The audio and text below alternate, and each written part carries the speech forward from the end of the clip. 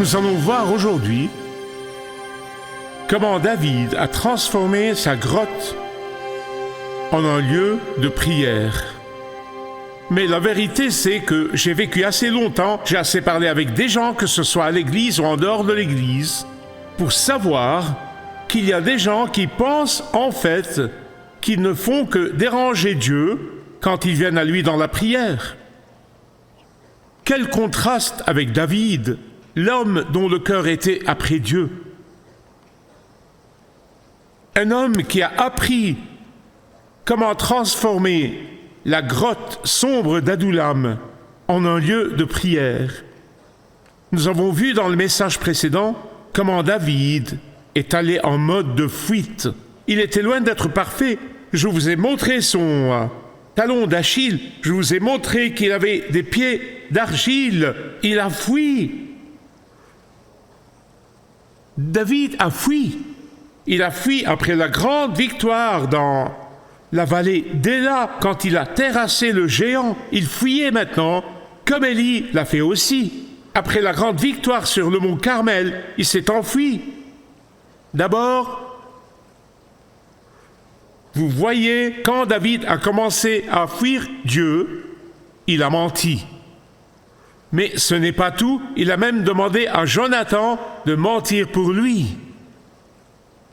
Puis, il a fait semblant d'être fou et il est même allé chez l'ennemi de Dieu, le roi philistin, le roi Achish. Quand il est arrivé au fond du gouffre, dans son amertume, David a écrit le psaume 118, 9. Même le roi Achish l'a rejeté. Voici ce qu'il a dit. Tout ce que vous voyez dans ce psaume est tiré de la vie de David. Il a dit « Mieux vaut chercher un refuge en l'Éternel que de mettre votre confiance dans les grands. » Ici, il commence son chemin vers la restauration après avoir commencé à fuir Dieu et avoir permis à la peur de s'emparer de lui. David fait le premier pas. Il cesse de fuir et se tourne vers le Seigneur. Il cesse de fuir dans la peur et commence à avoir confiance. Vous vous souvenez, je vous ai dit qu'il n'existe pas de personne sans peur. Vous vous en souvenez?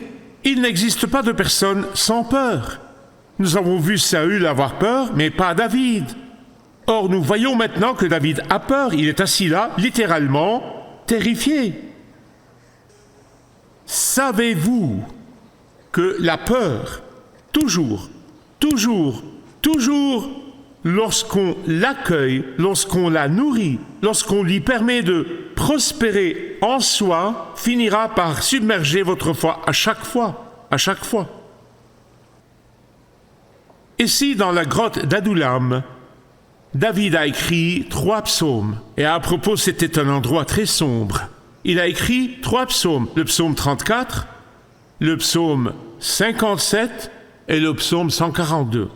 Dans le psaume 142, vous apprendrez comment il a transformé ces ténèbres en lumière.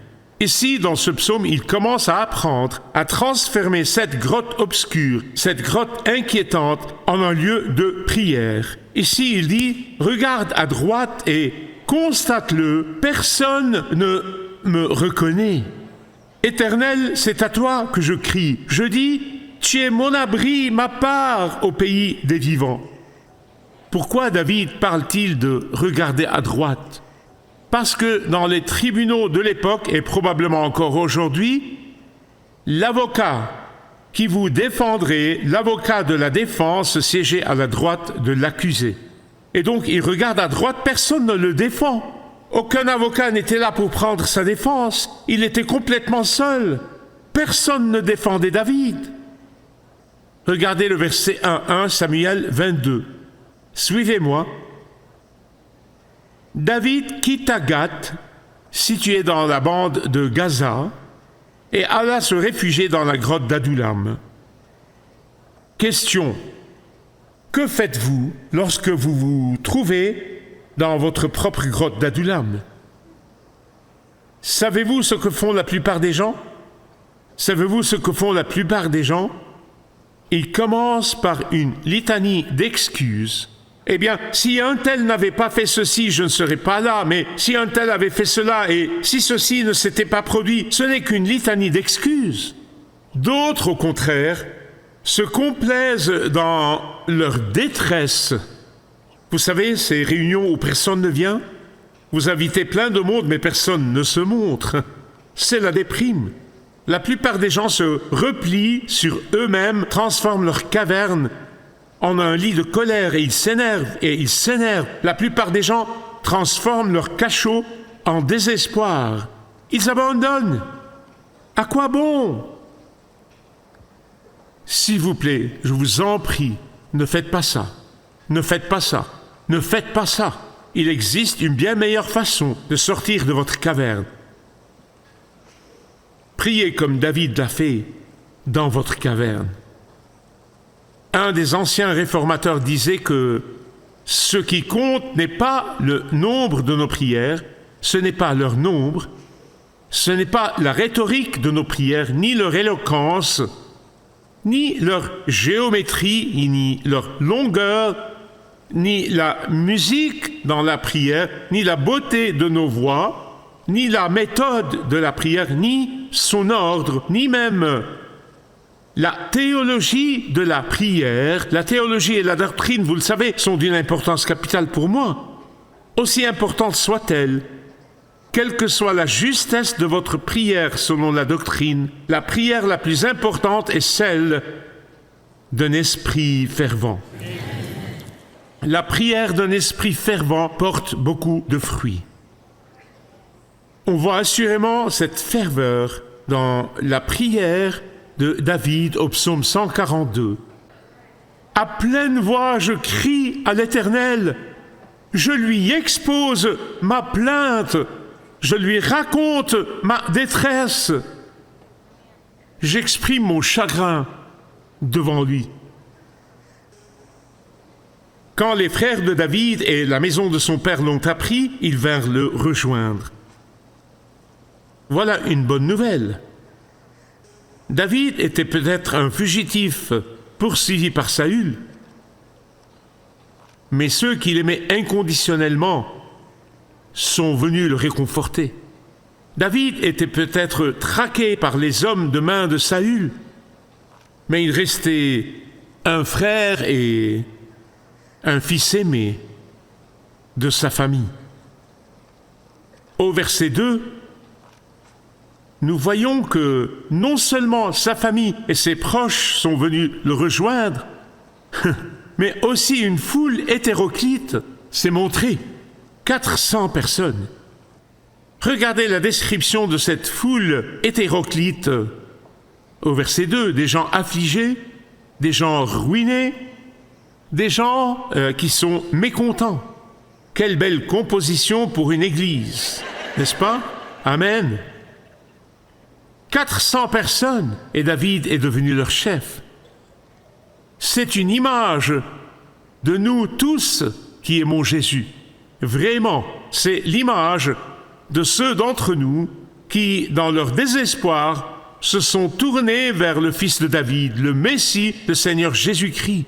C'est l'image de tous ceux d'entre nous qui sommes venus à Jésus, le Messie, oint de Dieu. C'est l'image de tous ceux d'entre nous qui sont venus à l'homme de douleur, qui connaît bien la souffrance. C'est l'image de tous ceux d'entre nous qui sont venus à lui dans leur désespoir, reconnaissant leur faillite spirituelle, leur incapacité à se sauver eux-mêmes, à s'aider eux-mêmes et se sauver malgré toutes leurs bonnes œuvres. Ceux d'entre nous qui ont admis ne pouvoir en aucune circonstance accéder au ciel par leurs propres moyens. Ceux d'entre nous qui sont incapables de plaire à Dieu à travers toutes leurs bonnes œuvres. C'est l'image de tous ceux d'entre nous qui sont devenus insatisfaits de ce que le monde nous offre et qui n'ont besoin que de Jésus.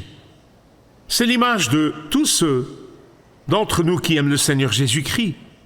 Nous sommes venus au Fils de David.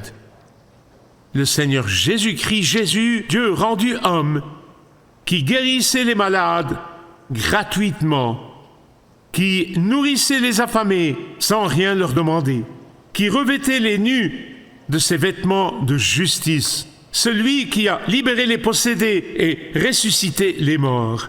C'est là notre Sauveur, c'est notre capitaine du salut, c'est notre Seigneur Jésus, et il nous accueille encore tous. Ceux d'entre nous qui sont accablés et portent des fardeaux que nous ne devrions pas porter, confiez-les à Jésus. Il attend, il dit « Venez à moi, je veux tous ceux qui se disent spirituellement démunis, tous ceux qui sont insatisfaits, tous ceux qui ne trouvent aucune satisfaction en ce monde. Venez à moi, car Jésus a dit « Si quelqu'un a soif, qu'il vienne à moi et qu'il boive. Celui qui croit en moi, comme l'a dit l'Écriture, des fleuves d'eau vive jailliront de lui. » Ceux qui étaient dans la détresse, démunis et insatisfaits dans la vie, sont venus à David. Quelle image merveilleuse! Quelle image merveilleuse dans l'Ancien Testament, de nous dans le Nouveau Testament. Ici, Saül est un type de Satan. Je ne dis pas que Saül est Satan, mais il est un type. Il existe des figures symboliques dans la Bible. Pharaon était un type de Satan. Saül aussi est un type de Satan. Le prince de ce monde, il détient l'autorité, il a le pouvoir. Et comme Satan, Saül semble avoir le dessus. Il a tué les prêtres de Dieu. Il a commis l'impensable. Saül est comme le diable. La Bible dit que Satan vient pour voler. Satan vient pour tuer et vient pour détruire. C'est pourquoi il est un type de Satan. Satan semble être puissant en ce moment. Satan semble avoir le dessus en ce moment. Satan a essayé de détruire le Messie de Dieu, mais il a échoué.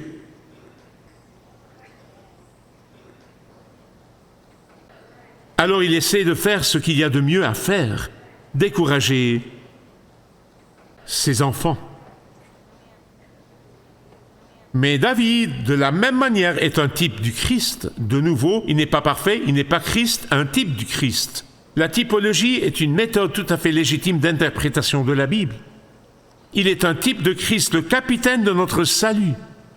Il a été rejeté par les chefs religieux. Il a été ignoré par les politiciens. Il a été même persécuté par les évêques de l'Église. Il a été traqué par le gouvernement et finalement crucifié. Mais pour tous ceux qui ont mis leur foi en lui, ceux qui ont placé toute leur confiance en lui pour leur salut, il est leur capitaine, il est leur libérateur, il est leur protecteur, il est leur consolateur, il est leur bouclier et leur défenseur, il est leur ami plus fidèle qu'un frère. Maintenant, bien-aimés, lorsque Jésus est ressuscité des morts et est monté au ciel, l'ange a dit aux disciples, tandis qu'ils le voyaient monter au ciel, l'ange leur a dit, c'est bien ce Jésus-là et non un autre, le même Jésus, celui que vous avez vu monter au ciel, qui reviendra. Et lorsqu'il reviendra, il régnera en maître absolu comme le roi des rois. Il régnera avec majesté et splendeur. Il régnera avec un sceptre de fer. Il sera le seul souverain. Tout genou fléchira devant lui, qu'il le veuille ou non. Il fera en sorte que toutes les langues, qu'elles le veuillent ou non, le proclament Seigneur. Écoutez-moi, je ne vous le dis pas avec joie, mais avec tristesse. Pour ceux qui ont rejeté l'appel de Jésus, le jour approche, et bien aimé, je peux vous l'affirmer, en regardant le monde d'aujourd'hui, il pourrait arriver plus tôt que nous ne le pensons. Ceux qui ont rejeté l'appel de Jésus grinceront des dents et trembleront. Mais pour nous qui aimons Jésus, Le jour de son couronnement public sera un jour de joie pour tous les croyants. Ce sera un jour de tristesse, de terreur et de peur pour ceux qui refusent de se prosterner devant lui maintenant. Mais pour nous, nous relèverons la tête car le jour de notre rédemption est arrivé. Je veux que vous écoutiez attentivement la définition du mot séculier. Le mot séculier signifie que seule cette vie compte. Rien d'autre n'a d'importance au-delà d'ici. Ce qui compte, c'est d'être riche, célèbre et de réussir dans cette vie. C'est là le sécularisme. Tout ce qui compte, c'est comment vous vous rendez heureux dans cette vie. Rien au-delà de ça. Tout ce qui importe, c'est comment obtenir tout ce que vous pouvez, comment profiter au maximum de cette vie et comment la savourer pleinement. Cette vie seulement. Maintenant que vous comprenez, pensez avec moi. Vous pouvez voir combien de sermons dans tant d'églises aujourd'hui, combien de prédicateurs sont tombés dans le piège de la pensée séculière. Ils vous disent que votre meilleure vie est ici et maintenant. Le Christ n'est pas mort sur la croix, donc cette vie est ce qu'il y a de meilleur. Non! Il attend ses enfants au ciel, et un jour nous le rencontrerons sur les nuages et nous régnerons avec lui pour l'éternité. Gloire à Dieu!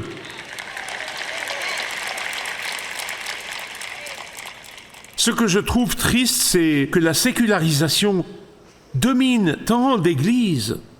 Quelle tragédie! Tant d'églises! Quelle tragédie! Je suis quelqu'un de positif et j'aime me concentrer sur les bonnes nouvelles, mais on ne peut connaître les bonnes nouvelles que si l'on comprend les nouvelles horribles. Comment faire la distinction entre les deux? Voici les nouvelles horribles. Elles ne sont pas seulement mauvaises, mais elles sont horribles. Plus on se focalise uniquement sur cette vie, plus notre société se focalise uniquement sur cette vie, plus le taux de dépression augmente. Plus nous nous sécularisons, plus nous sommes malheureux. Nos ancêtres n'avaient peut-être pas autant de luxe que nous, mais ils étaient heureux et joyeux, car ils étaient tournés vers l'éternité. Je veux vous dire, mes chers amis, je m'apprête à conclure, alors je veux que vous m'écoutiez très attentivement. Le jour où vous comprendrez que cette vie n'est qu'une préparation à la suivante, le jour où vous réalisez et vous commencez à voir cette vie comme une simple répétition générale pour la suivante, seulement alors pourriez-vous connaître le véritable épanouissement et la satisfaction, quelles que soient les circonstances.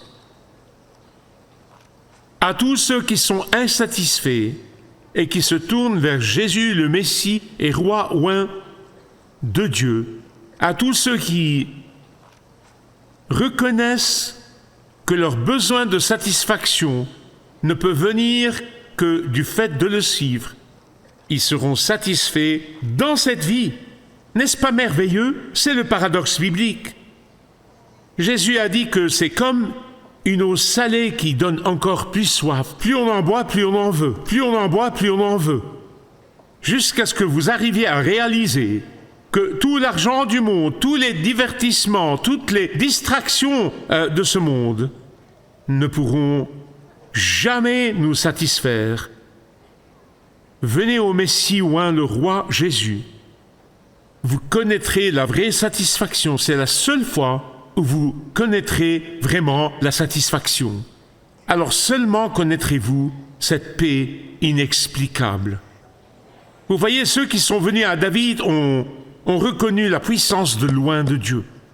Ils savaient que l'avenir était avec loin de Dieu et non avec Saül. Ce sont eux qui ont compris que Saül ne pourrait jamais leur apporter une paix durable. Ce sont eux qui ont réalisé que Saül était un usurpateur qui n'offrait qu'une solution temporaire. Ce sont eux qui ont reconnu que l'autorité de Saül était temporaire, pas une autorité durable, car il y avait loin de Dieu, de qui le Messie est venu. Ainsi, ce sont eux qui se sont convertis de Saül à David. Ils sont passés du royaume de Satan au royaume de Jésus. Ils sont passés de l'autorité et du pouvoir de Satan à l'autorité et au pouvoir du Messie, oint de Dieu. Ils ont été convertis du roi Saül au royaume de David. Pour conclure, j'aimerais vous poser une question. Je prie Dieu qu'elle hante chacun de nous jusqu'à ce que nous y répondions nous-mêmes. Dans quel royaume vivez-vous? Dans quel royaume vivez-vous? Devant quel roi vous prosternez-vous? Sous quelle autorité vivez-vous?